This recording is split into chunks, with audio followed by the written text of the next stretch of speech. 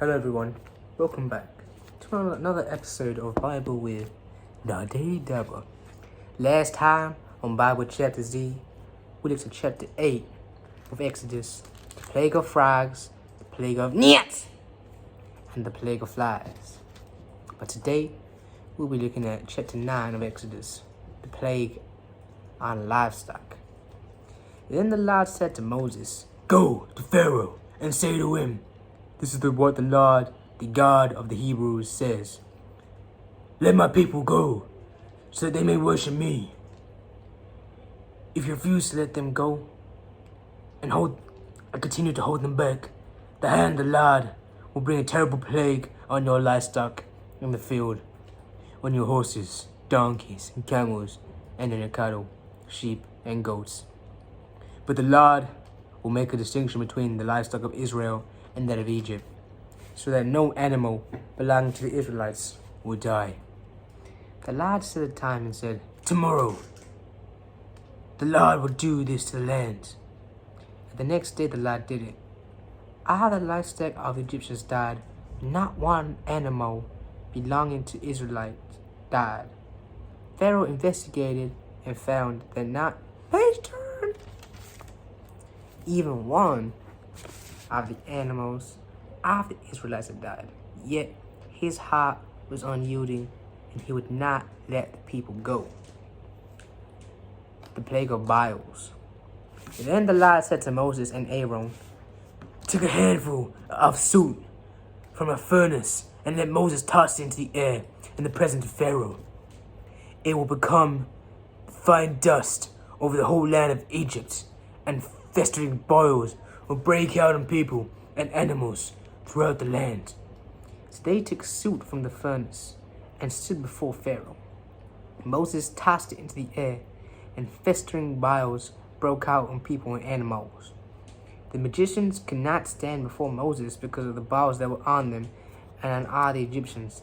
But the Lord hardened Pharaoh's heart, and he would not listen to Moses and Aaron, just as the Lord had said to Moses.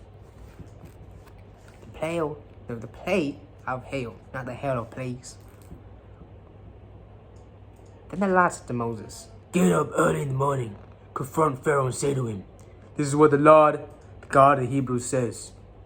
Let my people go, so that they may worship me. Or this time, I will send the full force of my plagues against you, and against your officials and your people, so that you may know there is no one like me in all the earth. For by now, I could have stretched out my hand and struck you and your people with a plague that would have wiped you off the earth. But I have raised you up for this very purpose, that I may show you my power, that my name might be proclaimed in all the earth. You still set yourself up against my people, and will not let them go.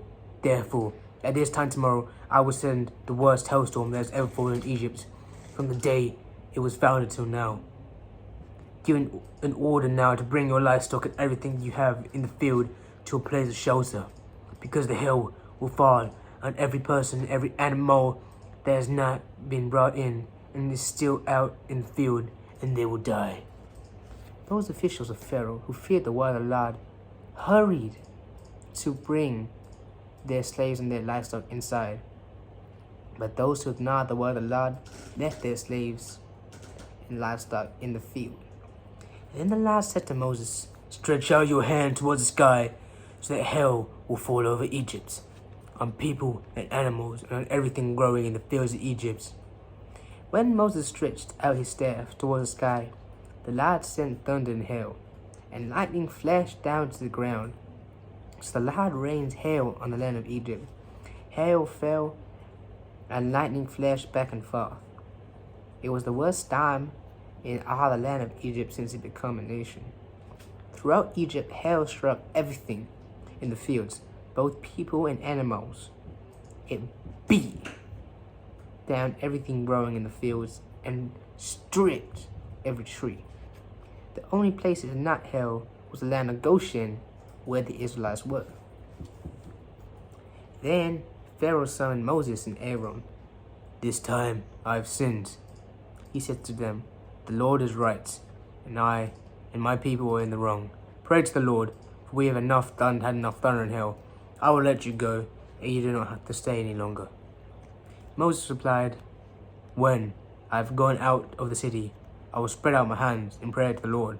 The thunder will stop, and there will be no more hail, so you may know that the earth is the Lord's. But I know that you and your officials still do not fear the Lord God. The flax and barley were destroyed. Since the barley was the ear and the flax would bloom, the wheat and spelt however was not destroyed because they ripened later. Then Moses left Pharaoh and went out of the city. He spread out his hands towards the Lord, the thunder and hail stopped, and the rain no longer poured down on the earth. When Pharaoh saw the rain and hail and thunder had stopped, he sinned again. Come on, man! He and his officials hardened their hearts. So Pharaoh's heart was hard, and he would not let the Israelites go, just as the Lord had said through Moses. Come on, Pharaoh, man. Pharaoh, bro. Pharaoh, come on, man. Come on, bro. People go. People go. Dumbass. Anyways, thank you all for listening. I am Daddy Dabba. Thank you all for listening again.